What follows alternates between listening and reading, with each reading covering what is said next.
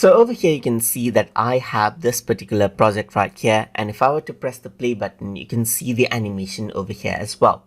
So let's say I'm going to go around and export this out as a zip file. In that case I can go around and hit save, and I can see that zip file is an option.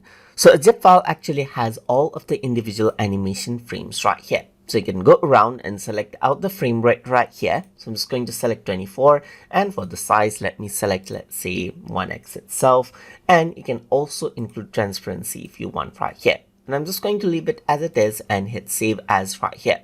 Once I do that, I'm going to go to the desktop and hit the save button, and now it's working as you can see right here. So it's downloading out the file as a zip file right here, and it's a success as you can see right here.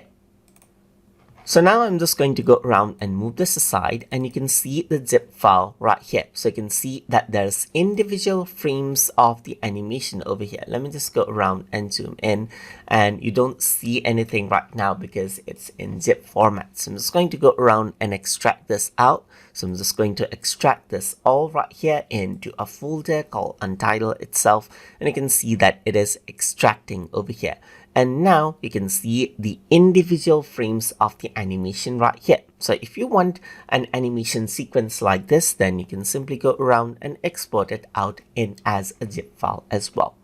Apart from that, you can also go around and export out the native Pixlr Designer format as well, so that you can open it out using another account, or you can just save out the raw file so that you can take it into another computer and then open it out without having to store it on the cloud as well. So in that case, you can go around onto save, and you can see that PXZ is an option. So there's a format for animation and image itself, as you can see right here. It's a complete Pixlr document for storage right here. So you can simply go around and select out PXZ, and you can also save it out as a template or non-destructive file, as you can see right here. So I'm just going to say non-destructive file. That means all of the layers and information will be retained, and this will make it much larger file as well. But I'm just going to go around and choose this and hit the save as button right here. And you can see that PXZ is the format. So I'm just going to go around and hit the save button, and it creates the PXZ format. And there you go. There's the PXZ format, as you can see.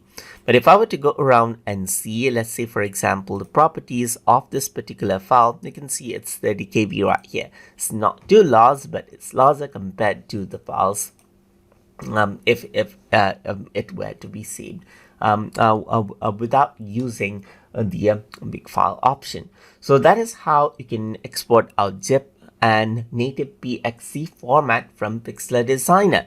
So I hope you guys learned something as always. And as always, please like, comment, share, and subscribe.